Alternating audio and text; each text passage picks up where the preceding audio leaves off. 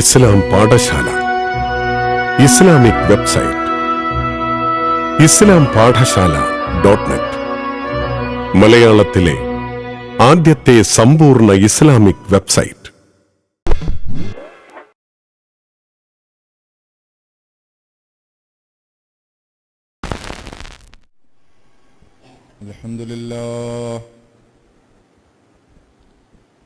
അൽഹംദുലില്ലാഹി റബ്ബിൽ ആലമീൻ. നഹ്മദുഹു വനസ്തഈനുഹു വനുഅ്മിനു ബിഹി വനതവക്കലു അലൈഹി വനഊദു ബില്ലാഹി മിൻ ശുറൂരി അൻഫുസിനാ വമിൻ സയ്യിആതി അഅ്മാലിനാ. من يهده الله فلا مضل له ومن يضلله فلا هادي له. ونشهد أن لا إله إلا الله ونشهد أن محمدا عبده ورسوله أرسله بالهدى ودين الحق ليظهره على الدين كله ولو كره المشركون. اللهم صل على محمد وعلى آل محمد كما صليت على إبراهيم وعلى آل إبراهيم وبارك على محمد وعلى آل محمد كما باركت على إبراهيم وعلى آل إبراهيم في العالمين إنك حميد مجيد. أما بعد فإن خير الحديث كتاب الله وخير الهدي هدي محمد مصطفى صلى الله عليه وسلم. شر الأمور محدثاتها وكل محدثة بدعة وكل بدعة ضلالة. أيها الناس أوصيكم عباد الله ونفسي أولا بتقوى الله. قال الله تعالى في قرآنه الكريم: أعوذ بالله من الشيطان الرجيم. بسم الله الرحمن الرحيم. شهر رمضان الذي أنزل فيه القرآن هدى للناس وبينات من الهدى والفرقان. ومن شهد منكم الشهر فليصمه ومن كان مريضا أو على سفر فعدة من أيام أخر. يريد الله بكم اليسر ولا يريد بكم العسر ولتكملوا العدة ولتكبروا الله على ما هداكم ولعلكم تشكرون. وإذا سألك عبادي عني فإني قريب نجيب دعوة الداع إذا دعان فليستجيبوا لي وليؤمنوا بي لعلهم يرشدون. صدق الله العلي العظيم. صدق وبلغ رسوله الكريم. نحن على ذلك من الشاهدين الشاكرين والحمد لله رب العالمين. സത്യവിശ്വാസികളെ, വിശ്വാസിനികളെ, ജീവിതത്തിലുടനീളം അള്ളാഹുവിൻ്റെ വിധിവിലക്കുകൾ പാലിച്ച് അവന് വഴിപ്പെട്ട് ജീവിക്കുവാൻ എന്നോടെന്ന പോലെ നിങ്ങളോടും ആദ്യമായി തഖ്വ കൊണ്ട് വസിയ്യത്ത് ചെയ്യുന്നു, ഉപദേശിക്കുന്നു. മുത്തഖീങ്ങളായി ജീവിക്കുവാനും മുത്തഖീങ്ങളായ നിലയിൽ മരണപ്പെടുവാനും അല്ലാഹു സുബ്ഹാനഹു വ തആല നമുക്കേവർക്കും തൗഫീഖ് നൽകി അനുഗ്രഹിക്കുമാറാകട്ടെ.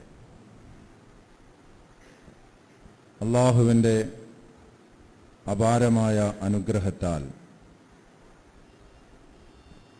ഒരു പരിശുദ്ധ റമളാൻ മാസത്തിനു കൂടി നാം സാക്ഷികളായിരിക്കുകയാണ്. ഇനി ശേഷിക്കുന്ന ഒരു മാസക്കാലം ലോകമെമ്പാടുമുള്ള സത്യവിശ്വാസികൾക്ക് ആഹാരപദാർത്ഥങ്ങൾ ഉപേക്ഷിച്ചും കാമകോപങ്ങളെ നിയന്ത്രിച്ചും മുസ്ലിം ലോകത്തിന് വ്രതവിശുദ്ധിയുടെ മാസമാണ്. റമളാനിന്റെ ആഗമനത്തെ സംബന്ധിച്ച് നബി തിരുമേനി സല്ലല്ലാഹു അലൈഹി വസല്ലമ വിശേഷിപ്പിച്ചത് ഖദ് അലല്ലക്കും ഷഹറുൻ അലീമുൻ ഷഹറുൻ മുബാറക്കുൻ. അല്ലയോ ജനങ്ങളെ, ഇതാ മഹത്തായ ഒരു മാസം നിങ്ങൾക്ക് മേൽ തണലിട്ടിരിക്കുന്നു, അനുഗ്രഹീതമായ ഒരു മാസം നിങ്ങൾക്ക് മേൽ വന്നിരിക്കുന്നു എന്ന് പറഞ്ഞുകൊണ്ടാണ്. റമളാൻ എന്ന പദത്തിന്റെ അർത്ഥം കരിച്ചു കളയുന്നത് എന്നാണ്. ഈത്തപ്പഴം പൂക്കുന്ന, അത് പഴുക്കുന്ന കാലമാണ് റമളാൻ എന്ന് പറയുന്നത്. നല്ല ചൂടിന്റെ കാലം. ഇസ്ലാമിൽ നോമ്പുമായി ബന്ധപ്പെട്ട് റമളാൻ എന്ന ഈ പദത്തിന്റെ പ്രസക്തി എന്തെന്ന് ചോദിച്ചാൽ, കരിച്ചു കളയുന്ന ഒരു മാസം എന്ന നിലയിൽ റമളാൻ ഇങ്ങനെ ആയതിന്റെ കാരണം മനുഷ്യരുടെ പാപങ്ങളെ കരിച്ചു കളയുന്ന ഒരു മാസം എന്ന നിലയിലാണ് ഈ മാസത്തെ അല്ലാഹു തആല നിശ്ചയിച്ചിട്ടുള്ളത്. ആഗ്രഹിക്കുന്ന, എന്റെ പാപങ്ങളും എന്റെ വീഴ്ചകളും പുറത്തു കിട്ടണം, അത് കരിച്ചു കളയപ്പെടണമെന്ന് തേടുന്ന ഓരോ അടിമയുടെയും പാപങ്ങളെ കരിച്ചു കളയുന്ന, മായ്ച്ചു കളയുന്ന, ഇല്ലാതാക്കുന്ന ഒരു മാസമാണിത്. അതുകൊണ്ടാണ് റസൂലുള്ളാഹി സല്ലല്ലാഹു അലൈഹി വസല്ലം പറഞ്ഞത്, പരിശുദ്ധ റമളാൻ സമാഗതമായിട്ടും റമളാൻ സാക്ഷിയായിട്ടും തന്റെ പാപങ്ങൾ പുറത്തു കിട്ടപ്പെടാതെ പോയവൻ, പാപങ്ങൾ പൊറുക്കപ്പെടാതെ പോയവൻ ഏറ്റവും വലിയ നിർഭാഗ്യവാനാണ് എന്നാണ്. അതുകൊണ്ട് ഇത് അല്ലാഹു നമുക്ക് നൽകിയ അമൂല്യമായ ഒരു അവസരമാണ്. ഓരോ റമളാൻ കടന്നു വരുമ്പോഴും ഇതെന്റെ ജീവിതത്തിലെ അവസാനത്തെ റമളാനാണ്. ഇനിയൊരു റമളാൻ സമാഗതമാകുമ്പോൾ ആ റമളാനെ സ്വീകരിക്കുവാനും അതിന്റെ പുണ്യങ്ങൾ നേടിയെടുക്കുവാനും എനിക്ക് ആയുസ്സുണ്ടാവുകയില്ല. ഇതെന്റെ അവസാനത്തെ റമളാനായേക്കാം എന്ന ബോധത്തോടു കൂടിയാണ് പരിശുദ്ധ റമളാനെ നാം സ്വീകരിക്കുകയും ഉപയോഗപ്പെടുത്തുകയും ചെയ്യേണ്ടത്. അല്ലാഹു സുബ്ഹാനഹു വ തആല റമളാനിന്റെ ശേഷിക്കുന്ന ഈ ദിവസങ്ങളിലെ പുണ്യം കരസ്ഥമാക്കുവാൻ നമുക്കും നമ്മുടെ കുടുംബാംഗങ്ങൾക്കും അല്ലാഹു തൗഫീഖ് നൽകി അനുഗ്രഹിക്കുമാറാകട്ടെ. പരിശുദ്ധ റമളാൻ എന്ന മാസത്തിന്റെ ഏറ്റവും വലിയ സവിശേഷത വിശുദ്ധ ഖുർആനിന്റെ അവതരണം കൊണ്ട് മാനവരാശി അനുഗ്രഹിക്കപ്പെട്ട മാസം എന്നതാണ്. ശഹ്റു റമളാനല്ലദീ ഉൻസില ഫീഹിൽ ഖുർആനു ഹുദൻ ലിന്നാസ് വബയ്യിനാത്തിൻ മിനൽ ഹുദാ വൽ ഫുർഖാൻ വമൻ ശഹിദ മിൻകുമുശ് ശഹ്റ ഫൽയസുംഹു.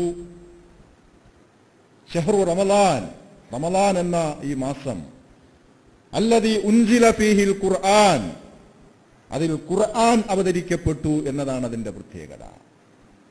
ഹുദൻ ലിന്നാസി വബയ്യിനാത്തിൻ മിനൽ ഹുദാ, ജനങ്ങൾക്ക് സന്മാർഗമായിക്കൊണ്ടും ആ സന്മാർഗത്തിന്റെ തന്നെ വിശദാംശങ്ങളുമായിട്ട് അല്ലാഹു ഖുർആൻ ഇറക്കിയ ഒരു മാസമാണിത്. അതുകൊണ്ട് ഫമൻ ശഹിദ മിൻകുമുശ് ശഹ്റ, ഈ മാസത്തിന് നിങ്ങളിൽ ആരാണോ ജീവിച്ചിരിക്കുന്നവർ, സാക്ഷികളാകുന്നവർ, ഫൽയസുംഹു, അവർ നോമ്പ് പിടിക്കട്ടെ, അവർ വ്രതം അനുഷ്ഠിക്കട്ടെ. എന്താണ് ഖുർആനി പറയുന്നത്? റമളാൻ എന്ന മാസത്തിന്റെ സവിശേഷത ആദ്യം പറയുകയാണ്. ഖുർആൻ അവതരിക്കപ്പെട്ടു ജനങ്ങൾക്ക് സന്മാർഗമായിട്ട്, എന്നിട്ടാണ് പറഞ്ഞത് അതുകൊണ്ട് ഖുർആൻ അവതരിക്കപ്പെട്ടൊരു മാസമാണിത്, നിങ്ങളിൽ ആരാണോ ഈ മാസത്തിന് സാക്ഷികളാകുന്നത്, ജീവിച്ചിരിക്കുന്നത്, അവർ നോമ്പ് പിടിക്കട്ടെ, വ്രതമനുഷ്ഠിക്കട്ടെ. ഇസ്ലാമിൽ നോമ്പ് നിശ്ചയിക്കപ്പെടാൻ കാരണം വിശുദ്ധ റമളാനിൽ മുസ്ലിങ്ങൾക്ക്, മുസ്ലിം ഉമ്മത്തിന് വ്രതം അല്ലാഹു നിർബന്ധമാക്കുവാനുള്ള കാരണം വിശുദ്ധ ഖുർആൻ അവതരിച്ചു എന്നത് തന്നെയാണ്. എന്താണ് ഖുർആനും നോമ്പും തമ്മിൽ ഇത്ര ബന്ധം? വിശുദ്ധ ഖുർആനിന്റെ അവതരണമാണ് നോമ്പ് നിർബന്ധമാക്കുവാൻ നിമിത്തമാകുന്നത് എന്ന് പറഞ്ഞാൽ എന്താണ് അതിന്റെ കാരണം? ഈ ഖുർആൻ അല്ലാഹു ഇറക്കിയില്ലായിരുന്നെങ്കിൽ നോമ്പിന്റെ ആവശ്യമില്ലായിരുന്നു. ഞാൻ ഈ റമളാൻ മാസത്തിൽ ഖുർആൻ ഇറക്കി, അതുകൊണ്ട് ഈ മാസത്തിന് സാക്ഷികളാകുന്നവർ നോമ്പ് പിടിക്കട്ടെ. ഖുർആനും നോമ്പും തമ്മിൽ അത്രമാത്രം ബന്ധമുണ്ട്. നോമ്പ് നിശ്ചയിക്കപ്പെടാൻ നിമിത്തമായത് തന്നെ ഖുർആനിന്റെ അവതരണമാണ്. കാരണം ഖുർആൻ കേവലം ഒരു ഗ്രന്ഥമല്ല, കുറെ ആരാധനകളും ഏതാനും കുറെ പ്രാർത്ഥനാ മുറകളും പഠിപ്പിക്കുന്ന ഒരു പ്രാർത്ഥനാ പുസ്തകം മാത്രമല്ല ഖുർആൻ എന്ന് പറയുന്നത്. മറിച്ച് അതെല്ലാം ആയതോടൊപ്പം മനുഷ്യ ജീവിതത്തിന് അല്ലാഹു നിശ്ചയിച്ച നിയമവ്യവസ്ഥയാണ്, ഒരു ഭരണഘടനയാണ് ഖുർആൻ എന്ന് പറയുന്നത്. ഖുർആൻ ഈ ലോകത്ത് ഒരു മനുഷ്യനെ രൂപപ്പെടുത്തുവാൻ, ഒരു മനുഷ്യനെ സൃഷ്ടിക്കുവാൻ ഉദ്ദേശിക്കുന്നു. ആ മനുഷ്യൻ ഖുർആനിന്റെ ആശയങ്ങളെ ജീവിതത്തിൽ പകർത്തുന്ന, ഖുർആനിന്റെ ജീവിക്കുന്ന ഒരു പകർപ്പാണ്. നിങ്ങൾ നോക്കൂ, നബി തിരുമേനി സല്ലല്ലാഹു അലൈഹി വസല്ലമയെ പറ്റി പറഞ്ഞില്ലേ, വകാന ഖുർആനൻ യംശി ഫിൽ അസ്വാഖ്, അദ്ദേഹം ചന്തയിലൂടെ നടക്കുന്ന ഒരു ഖുർആനായിരുന്നു എന്നാണ്. പ്രവാചകൻ മാർക്കറ്റിലൂടെ നടക്കുന്ന, സഞ്ചരിക്കുന്ന ഒരു ഖുർആനായിരുന്നു. വകാന ഖുർആന യംശി ഫിൽ അർള്, അദ്ദേഹം ഭൂമിയിലൂടെ സഞ്ചരിക്കുന്ന ഒരു ഖുർആനായിരുന്നു. നടക്കുന്ന ഒരു ഖുർആൻ. ഒരു സന്ദർഭത്തിൽ റസൂലുള്ളാഹി സല്ലല്ലാഹു അലൈഹി വസല്ലമയുടെ സ്വഭാവങ്ങളെ പറ്റി പഠിക്കുവാനും റസൂലുള്ളാഹിന്റെ സ്വഭാവങ്ങളെ മനസ്സിലാക്കുവാൻ വേണ്ടി ഏതാനും ചില സഹാബികൾ പ്രവാചക പത്നി ആയിഷ റളിയല്ലാഹു അൻഹയെ സമീപിച്ചു. ഒരാളുടെ സ്വഭാവത്തെപ്പറ്റി അറിയണമെങ്കിൽ അദ്ദേഹത്തിന്റെ ഭാര്യയോടാണല്ലോ ചോദിക്കേണ്ടത്. സമൂഹത്തിൽ എത്ര വലിയ പ്രാസംഗികനോ ഖത്തീബോ ഇമാമോ, എത്ര വലിയ നേതാക്കളോ അനുയായികളുള്ള നേതാവോ ആണെങ്കിലും ശരി, നേതാവിന്റെ സ്വഭാവത്തെപ്പറ്റി അനുയായികളോടല്ല ചോദിക്കേണ്ടത്, കുടുംബത്തിൽ അദ്ദേഹത്തിന്റെ പെരുമാറ്റം എന്താണെന്ന് അറിയണം, ഭാര്യയോടുള്ള നിലപാടെന്താണെന്നറിയണം. ഒരാളുടെ വ്യക്തിത്വത്തെ, സ്വഭാവത്തെ മനസ്സിലാക്കാൻ ഏറ്റവും നല്ലത് അദ്ദേഹത്തിന്റെ ഭാര്യയെ സമീപിച്ച് ചോദിക്കുക എന്നതാണ്. ചില സഹാബികൾ ഉന്നം വെച്ച് ആയിഷ റളിയല്ലാഹു അൻഹയെ സമീപിച്ചുകൊണ്ട് ചോദിക്കുന്നു, കൈഫ കാന ഹുൽഖു റസൂലില്ലാഹി സല്ലല്ലാഹു അലൈഹി വസല്ലം, അല്ലാഹുവിന്റെ റസൂലിന്റെ സ്വഭാവം എങ്ങനെയായിരുന്നു? റസൂലുള്ളാഹിന്റെ സ്വഭാവം എന്തെല്ലാമായിരുന്നു? ആയിഷ റളിയല്ലാഹു അൻഹ അവർക്ക് അതങ്ങ് വിശദീകരിച്ചു കൊടുത്തു. എങ്ങനെ? റസൂലുള്ളാഹിന്റെ സ്വഭാവം ഇന്നതിന്നതായിരുന്നു, ഇന്ന രൂപത്തിലാണ് റസൂൽ പെരുമാറിയിരുന്നത് എന്നൊന്നും ഒരുപാട് നീട്ടി ആയിഷ ബീവി റളിയല്ലാഹു അൻഹ പറഞ്ഞില്ല. ആയിഷ റളിയല്ലാഹു അൻഹ പറഞ്ഞു, വകാന ഖുൽഖുഹു അൽ ഖുർആൻ, അല്ലാഹുവിന്റെ റസൂലിന്റെ സ്വഭാവം അത് ഖുർആനായിരുന്നു എന്നാണ്. സ്വന്തം അനുഭവത്തിൽ നിന്നുകൊണ്ട് ഒരു ഭാര്യ പറയുകയാണ്, റസൂലുള്ളാഹിന്റെ സ്വഭാവം ഖുർആനായി, വകാന ഖുൽഖുഹു അൽ ഖുർആൻ, എന്റെ അനുഭവത്തിൽ എനിക്ക് മനസ്സിലായതാണ്, അള്ളാന്റെ റസൂൽ ജീവിക്കുന്ന ഒരു ഖുർആനായിരുന്നു, അദ്ദേഹത്തിന്റെ സ്വഭാവം ഖുർആനായിരുന്നു എന്ന് ചോദിച്ചു വന്നവരോട് ആയിഷ റളിയല്ലാഹു അൻഹ വിശദീകരിച്ചു കൊടുക്കുകയാണ്. എന്താണ് ഈ ഹദീസുകളൊക്കെ നമ്മെ പഠിപ്പിക്കുന്നത്? മനുഷ്യൻ അവന്റെ സ്വകാര്യ ജീവിതത്തിൽ, അവന്റെ വ്യക്തി ജീവിതത്തിൽ, അവന്റെ കുടുംബത്തിൽ, അവന്റെ സാമൂഹ്യ ജീവിതത്തിൽ, അവന്റെ സമ്പത്തിൽ, അവന്റെ കച്ചവടത്തിൽ, അവന്റെ ചന്തയിൽ വരെ ഖുർആനിനെ പ്രതിനിധാനം ചെയ്യുന്ന, ഖുർആനിന്റെ ജീവിക്കുന്ന ഒരു പകർപ്പായി അവൻ മാറുക. അതേറെ ത്യാഗം ആവശ്യമുള്ള ഒരു പ്രക്രിയയാണ്. വിശുദ്ധ ഖുർആൻ മുന്നോട്ട് വെക്കുന്ന ഒരു ജീവിത വീക്ഷണമുണ്ട്. മൂല്യവത്തായ ഒരു വ്യക്തിയെയും ഒരു സമൂഹത്തെയും രൂപപ്പെടുത്തുവാനും സൃഷ്ടിക്കുവാനും വിശുദ്ധ ഖുർആൻ മുന്നോട്ട് വെക്കുന്ന ആശയങ്ങൾ അത് നല്ല കനവും ഭാരവുമുള്ള ആശയങ്ങളാണ്. അല്ലാഹു തന്നെ പറഞ്ഞില്ലേ ഖുർആനിന്റെ ഉള്ളടക്കത്തെപ്പറ്റി, ലൗ അൻസൽനാ ഹാദൽ ഖുർആന അലാ ജബലിൻ ലറഅയ്തഹു ഖാശിഅൻ മുതസദ്ദിഅൻ മിൻ ഖശിയത്തില്ലാഹ്, ഈ ഖുർആനിനെ എങ്ങാനും ഒരു പർവ്വതത്തിന്റെ മുകളിലാണ് നാം അവതരിപ്പിച്ചത് എങ്കിൽ, നമ്മുടെ ഈ മഹത്തായ ഈ ഗ്രന്ഥം ഒരു പർവ്വതത്തിന്റെ മുകളിലാണ് നാം ഇറക്കിയത്, അവതരിപ്പിച്ചത് എങ്കിൽ ലറഅയ്തഹു ഖാശിയൻ മുതസദ്ദിയൻ മിൻ ഖശിയത്തില്ലാഹ്. ആ ഉള്ളടക്കം താങ്ങാൻ കഴിയാതെ, അതിന്റെ ഭാരം ഏറ്റെടുക്കാൻ കഴിയാതെ ദൈവഭയത്താൽ ആ പർവ്വതം പോലും പ്രകമ്പനം കൊള്ളുമായിരുന്നു, വിറച്ചു പോകുമായിരുന്നു എന്നാണ് ഖുർആൻ മുന്നോട്ട് വെക്കുന്ന ആശയത്തിന്റെ ശക്തി പറയുകയാണ് അല്ലാഹു. ലൗ അൻസൽനാ ഹാദൽ ഖുർആന അലാ ജബലിൻ, ഒരു പർവ്വതത്തിന്റെ മുകളിലാണ് ഈ ഖുർആനെ നാം ഇറക്കിയതെങ്കിൽ അതിന്റെ ഭാരം താങ്ങാൻ കഴിയാതെ പർവ്വതം പോലും വിറച്ചു പോകുമായിരുന്നു. പർവ്വതത്തിന് പോലും താങ്ങാൻ കഴിയാത്ത ഒരു ഭാരത്തെയാണ് മനുഷ്യ ഹൃദയത്തിന് മേൽ അല്ലാഹു തആല ഇങ്ങനെ ഇറക്കി തന്നിട്ടുള്ളത്. അവന്റെ ഹൃദയം അത് ഏറ്റെടുക്കണമെങ്കിൽ, അത് ഉൾക്കൊണ്ട് അവൻ ജീവിക്കണമെങ്കിൽ അതേറെ സാഹസികമായ ഒരു പ്രക്രിയയാണ്. ആത്മനിയന്ത്രണം സാധ്യമാകുന്ന തീവ്രമായ ഒരു പരിശീലനത്തിലൂടെ മാത്രമേ ഈ സാഹസികത അവന് കൈവരിക്കാൻ കഴിയുകയുള്ളൂ. ദേഹേച്ഛകളെ അതിജയിക്കുക എന്ന മഹത്തായ ഒരു കാര്യം. അതുകൊണ്ടാണ് ഖുർആൻ അവതരിക്കപ്പെട്ട ഈ മാസത്തിൽ ലോകത്തെവിടെയുമുള്ള ഖുർആനിന്റെ അനുയായികൾ ഈ തീവ്രമായ പരിശീലനത്തിൽ ഏർപ്പെട്ടിരിക്കുന്നത്. നിങ്ങൾ നോക്കൂ, എന്താണ് ഈ ഒരു മാസം മുസ്ലിം ലോകത്തിന്റെ അവസ്ഥ? ലോകത്ത് ഏത് കോണിൽ, ഒരു രാജ്യത്തെ ഒരു പ്രദേശം പോലും ഒഴിവല്ലല്ലോ. ലോകത്ത് ഏത് കോണിലുമുള്ള ഒരു മുസ്ലിം ലോകത്തിന്റെ ഇനിയുള്ള ദിവസങ്ങളിൽ അവസ്ഥ എന്താ? അവരുടെ ശരീരത്തിന്റെ മേൽ ആത്മാവ് പിടിമുറുക്കുന്ന ഒരു മാസമാണ് ഈ മാസം. മുസ്ലിം ലോകത്തിന്റെ ആത്മാവ് അവരുടെ ശരീരത്തെ കീഴടക്കുന്ന, ദേഹേച്ഛകൾക്ക് മേൽ ആത്മാവ് ആധിപത്യം പുലർത്തുന്ന ഒരു മാസമാണ് ഇനി വന്നിരിക്കുന്നത്. ഇനി ഇവിടുന്ന് അങ്ങോട്ടുള്ള ഏതാനും ദിവസം, ഒരു മാസത്തോളം നേരം ഉച്ചയായി കഴിഞ്ഞാൽ നമ്മുടെ ശരീരം അതിന്റെ വിശപ്പറിയിക്കും, നമ്മുടെ തൊണ്ട അതിന്റെ ദാഹമറിയിക്കും. എനിക്ക് വിശക്കുന്നു, എനിക്ക് ദാഹിക്കുന്നു എന്ന് നമ്മുടെ ശരീരം അതിന്റെ വിശപ്പും ദാഹവും അറിയിക്കുമ്പോൾ, ഇല്ല സമയമായിട്ടില്ല, പറയുമ്പോൾ തിന്നാൽ മതി എന്ന് പറഞ്ഞുകൊണ്ട് നമ്മുടെ ശരീരത്തെ നാം നിയന്ത്രിച്ചു നിർത്തുകയാണ്. 2 ദിവസം മുമ്പ് വരെ ദാഹിച്ചപ്പോൾ, തൊണ്ട നമ്മോട് വെള്ളം ചോദിച്ചപ്പോൾ കൊടുക്കാൻ മടിയില്ലാത്ത നമ്മൾ, ഇപ്പോ ഉച്ചക്ക് നമ്മുടെ ശരീരം അതിന്റെ വിശപ്പറിയിക്കുന്നു, എനിക്ക് വിശക്കുന്നു, എനിക്ക് ദാഹിക്കുന്നു എന്ന് ശരീരം അതിന്റെ വിശപ്പും ദാഹവും അറിയിക്കുമ്പോൾ, ഇല്ല സമയമായിട്ടില്ല, പറയുമ്പോൾ തിന്നാൽ മതി എന്ന് പറഞ്ഞുകൊണ്ട് ശരീരത്തിന്റെ മേൽ, ദേഹേച്ഛകളുടെ മേൽ ആത്മാവ് പിടിമുറുക്കുന്ന, ആധിപത്യം നേടുന്ന ഒരു മാസമാണത്. മുസ്ലിം ഉമ്മത്തിന്റെ ആത്മനിയന്ത്രണം. ലോകത്ത് ഇങ്ങനെ ഒരു സമുദായത്തിനല്ലാതെ ഇങ്ങനെ തീവ്രമായ ഒരു പരിശീലനം ഇല്ല.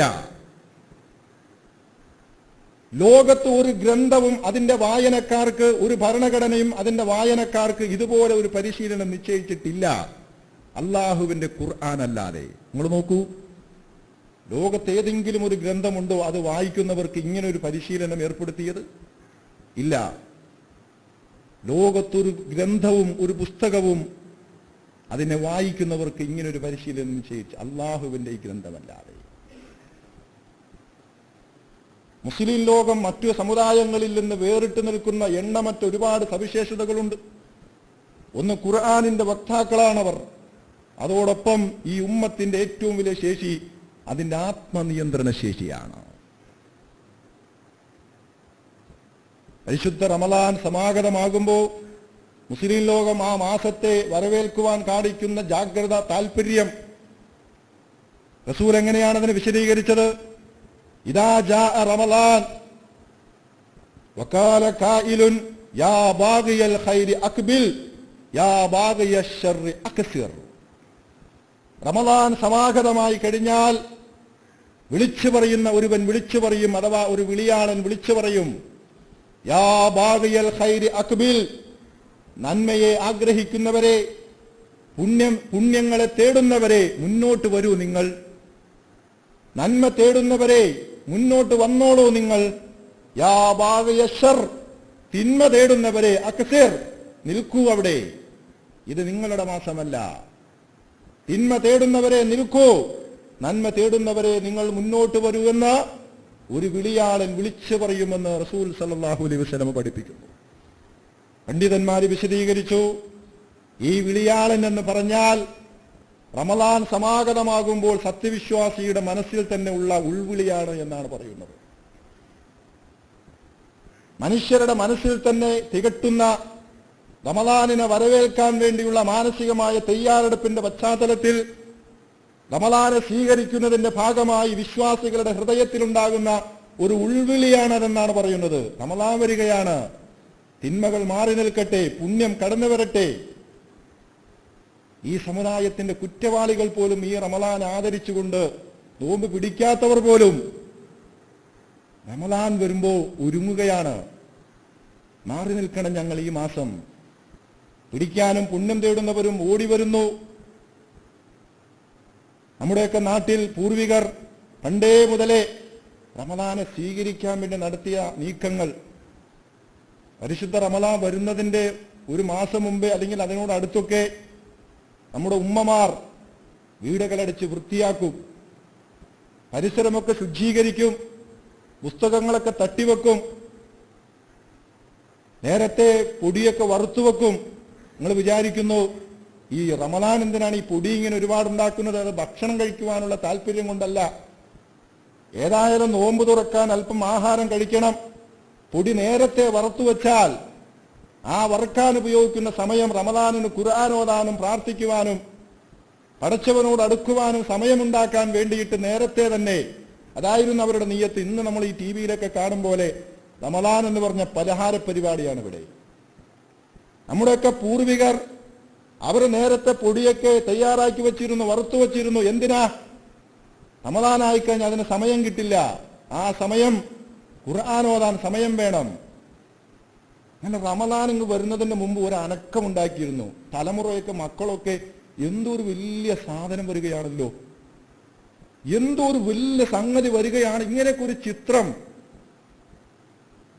നമ്മുടെയൊക്കെ ഈ സമുദായത്തിന്റെ അകത്ത് ഉണ്ടായിരുന്ന അനുഭവം ഇന്ന് അങ്ങനെയൊക്കെ ഉണ്ടോ? ഇന്നലെ കണ്ട സീരിയലിന്റെ അടുത്ത എപ്പിസോഡ് റമളാൻ 1 ആയാലും റമളാൻ വന്നോ ഇല്ലേ? റമളാൻ വന്നതിന്റെ ഒരു അനക്കം പോലും ഇല്ലാത്ത ചില കുടുംബങ്ങളുണ്ട് ഇപ്പോഴും. മുസ്ലിം ലോകത്തിന് ഒരു പൈതൃകമുണ്ട്. റമളാനെ വരവേൽക്കുവാൻ വേണ്ടി മാനസികമായി പോലും അവർ തയ്യാറെടുക്കും. യാ ബാഗിയൽ ഖൈരി അക്ബിൽ, യാ ബാഗിയ ശർരി അക്സിർ എന്ന് പറഞ്ഞുകൊണ്ട് വിളിയാളൻ സത്യവിശ്വാസികളുടെ ഉൾവിളിയാണ് എന്ന് പണ്ഡിതന്മാർ അതിനെ വിശദീകരിക്കുകയാണ്.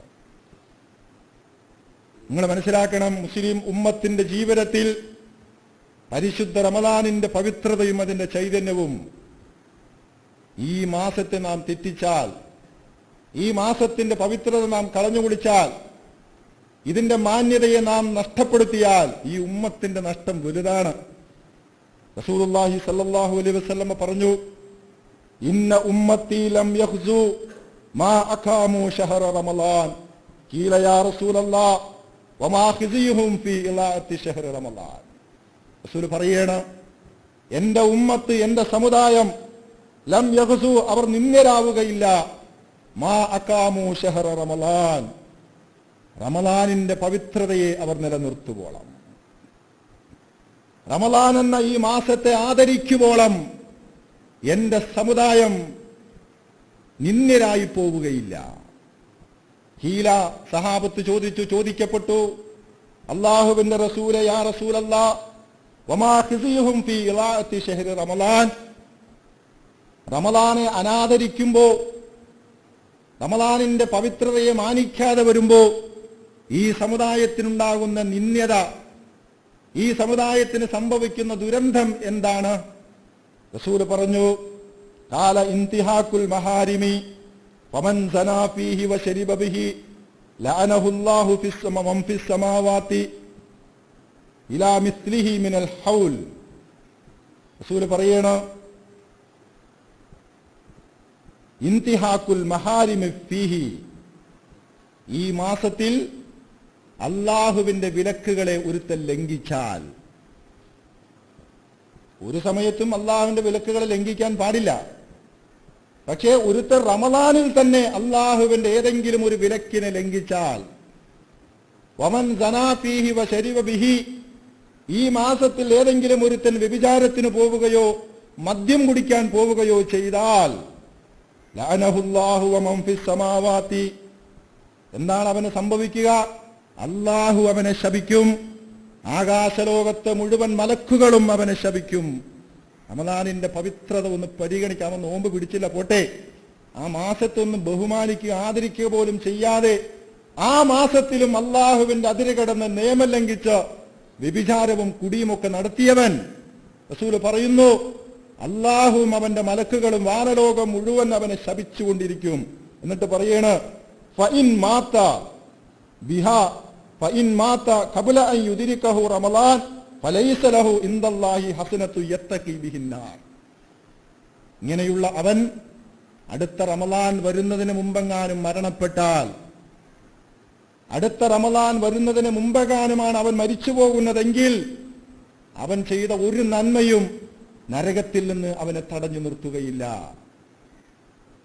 അവന്റെ നിർഭാഗ്യം കൊണ്ട് ഈ അടുത്ത റമളാന് മുമ്പെങ്ങാനും ആ പാപി മരിച്ചു പോകാൻ ഇടവന്നാൽ, ഫൈൻ മാത ഖബ്ല അൻ യുദ്രികഹു റമളാൻ, അടുത്ത റമളാൻ ലഭിക്കുന്നതിന് മുമ്പെങ്ങാനും അവൻ മരിച്ചുപോയാൽ അവന്റെ നന്മ, അള്ളാഹുവിന്റെ അടുക്കൽ അവനുണ്ടായിരുന്ന ഒരു നന്മയും നരകത്തിൽ നിന്ന് അവനെ തടുക്കുകയില്ല. എന്നിട്ട് റസൂൽ പറഞ്ഞു, ഫത്തഖൂ ശഹ്റ റമളാൻ, അതുകൊണ്ട് മുഅ്മിനുകളെ ഈ മാസത്തെ നിങ്ങൾ സൂക്ഷിക്കണം, ഈ മാസത്തെ നിങ്ങൾ ആദരിക്കണം, ഈ മാസത്തെ നിങ്ങൾ ബഹുമാനിക്കണം, ഈ മാസത്തിന്റെ പവിത്രതയെ നിങ്ങൾ പാലിക്കണം. വീണ്ടും റസൂൽ പറഞ്ഞു, ഫൈനൽ ഹസനാത്തി തുലാഅഫു ഫീഹി മാ ലാ യുലാഅഫു ഫീമാ സിവാഹു വകദാലിക സയ്യിആത്ത്.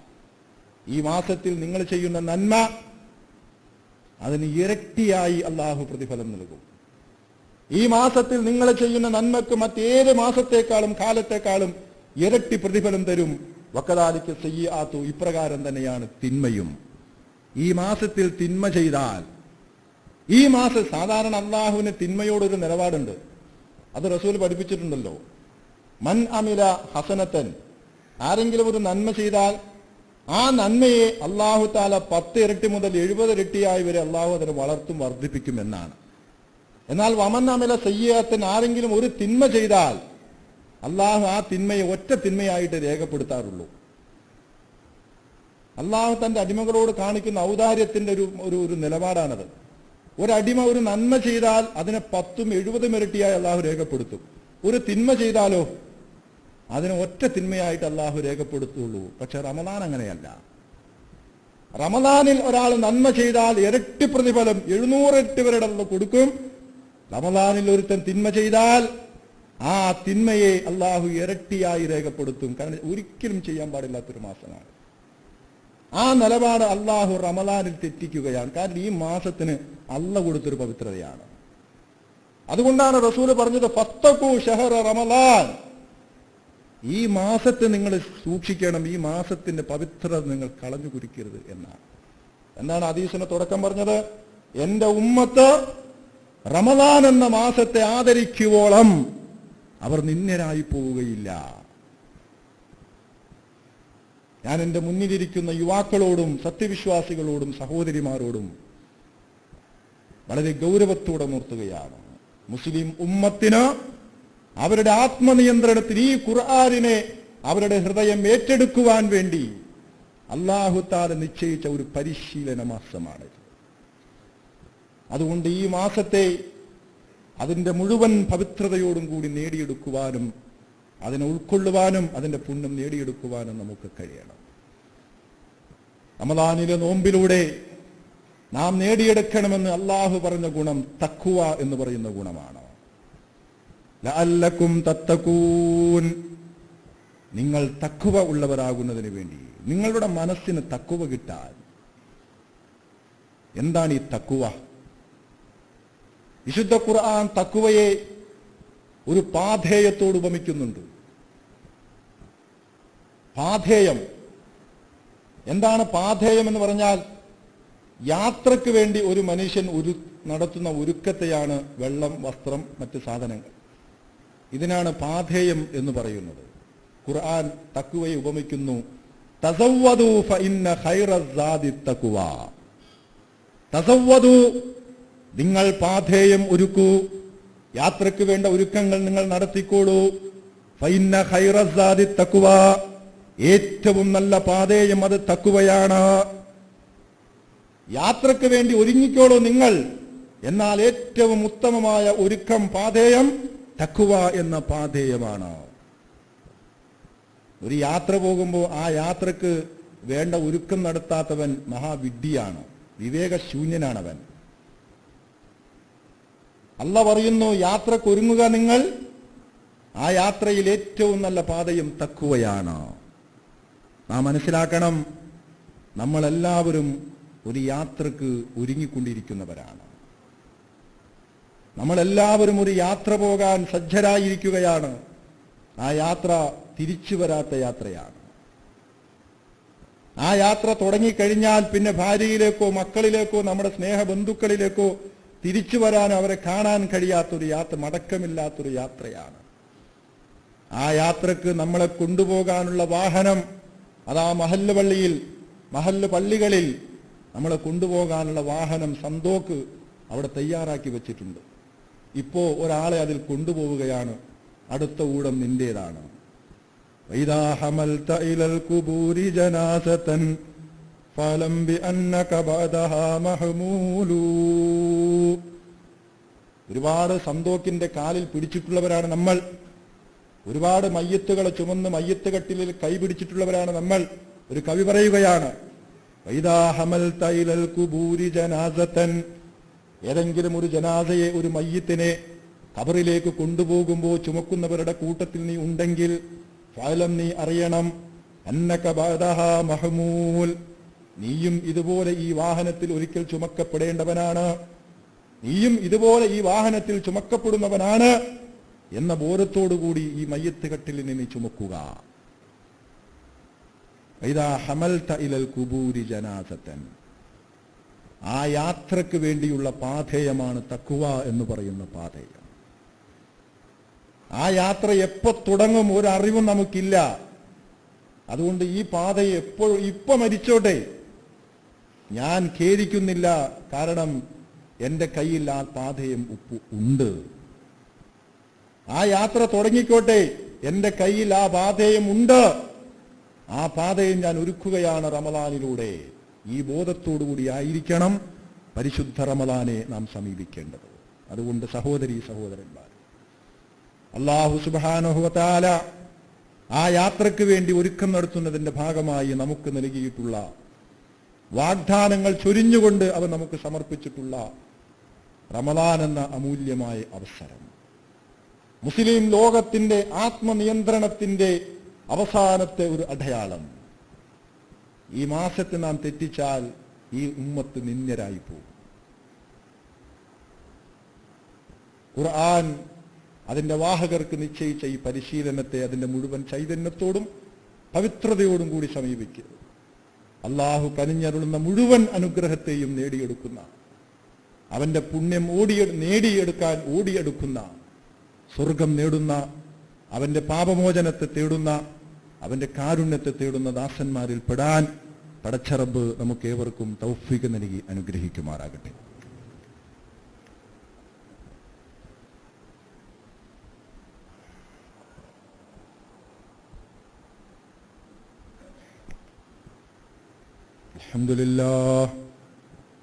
അൽഹംദുലില്ലാഹി റബ്ബിൽ ആലമീൻ.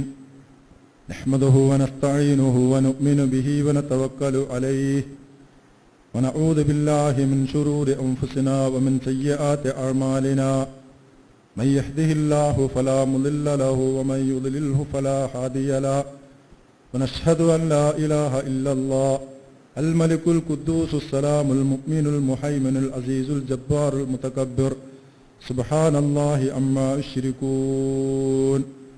اللهم صل على محمد وعلى آل محمد وبارك على محمد وعلى آل محمد كما صليت وباركت على إبراهيم وعلى آل إبراهيم في العالمين إنك حميد مجيد.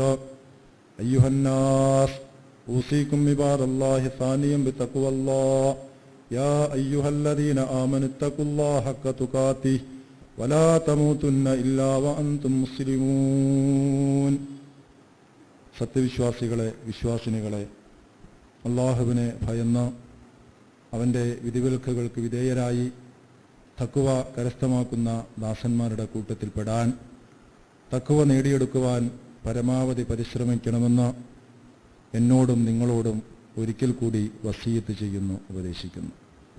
പ്രിയപ്പെട്ട സഹോദരി സഹോദരന്മാരെ, നാം ചെയ്യുന്ന എല്ലാ സൽക്കർമ്മങ്ങൾക്കും 70 മുതൽ 700 ഇരട്ടി വരെ പടച്ച റബ്ബ് പ്രതിഫലം കൂരിച്ചൊരിഞ്ഞു തരും എന്ന് വാഗ്ദാനം ചെയ്യപ്പെട്ടിട്ടുള്ള ഒരു മാസമാണ് ഈ റമദാൻ. അതുകൊണ്ട് അല്ലാഹുവിലേക്ക് ആരാധനകളും ഖുർആൻ പാരായണം കൊണ്ടും പ്രാർത്ഥനകൾ കൊണ്ടുമൊക്കെ അടുക്കുന്നത് പോലെ തന്നെ അല്ലാഹുവിൻ്റെ മാർഗത്തിൽ ദാനധർമ്മങ്ങൾ ചെയ്തുകൊണ്ട് സദക്കകളുടെ വാതിലുകൾ തുറന്നിട്ടുകൊണ്ട് അല്ലാഹുവിൻ്റെ അപാരമായ ആ പുണ്യവും നേടിയെടുക്കാൻ നാം ശ്രമിക്കണം. ചോദിച്ചു വരുന്ന ഒരാളെയും നിങ്ങൾ നിരാശപ്പെടുത്തരുത്. ചില സഹോദരങ്ങൾ പറയാറുണ്ട്, അവർക്ക് വേണമെങ്കിൽ എൻ്റെ വാക്കുകളോട് വിയോജിക്കാം. റമദാനായാൽ ചോദിച്ചു വരുന്നവന് ഞാൻ എൻ്റെ വീട്ടിൽ നിന്ന് കൊടുക്കാറില്ല. ശരിയാണത്. ഈ ചോദിച്ച് ഈ യാചനയുടെ ഒരു അവസ്ഥ വെച്ചിട്ട് നമുക്കൊക്കെ അമർഷവുമുണ്ട്. കാരണം ഒരു യാചനയുടെ മാസമായി മറ്റ് സമൂഹങ്ങളുടെ മുമ്പിൽ അവതരിപ്പിക്കുകയാണ് ഈ റമദാന് നമ്മുടെ സമൂഹത്തിൽ ഇല്ലാത്തവർ. യാചന ഇസ്ലാം പ്രോത്സാഹിപ്പിച്ചിട്ടുമില്ല. പക്ഷെ അതേസമയം വഅമ്മ സായില ഫലാ തൻഹർ, ചോദിച്ചു വരുന്നവനെ നീ ആട്ടിയകറ്റരുത് എന്ന് ഖുർആനിൻ്റെ ഒരു വാക്കുണ്ട്.